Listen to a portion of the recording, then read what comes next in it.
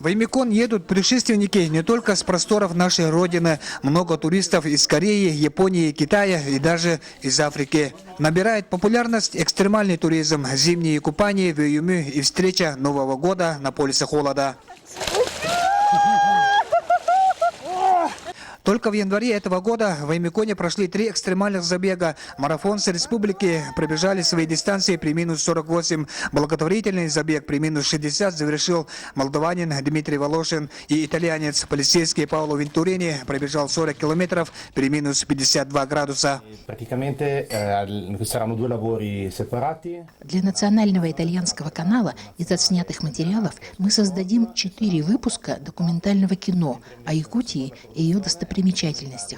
И отдельно фильм по проекту «Монстр Мороз» о забеге Паоло Вентурини. Туристам интересно все, как живут люди при таких низких температурах, как чувствуют себя дети, чем питаются и как играют зимой, как ведет себя техника и часто ли случаются аварии. Удивительным кажется содержание крупного рогатого скота и лошадей.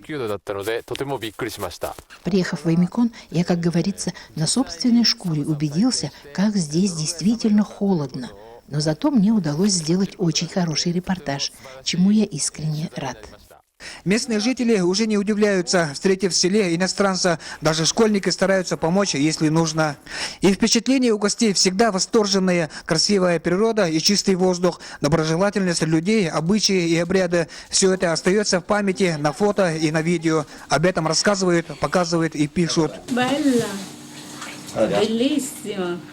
Артур Старостин, Светлана Поцлоева, Аймиконский район.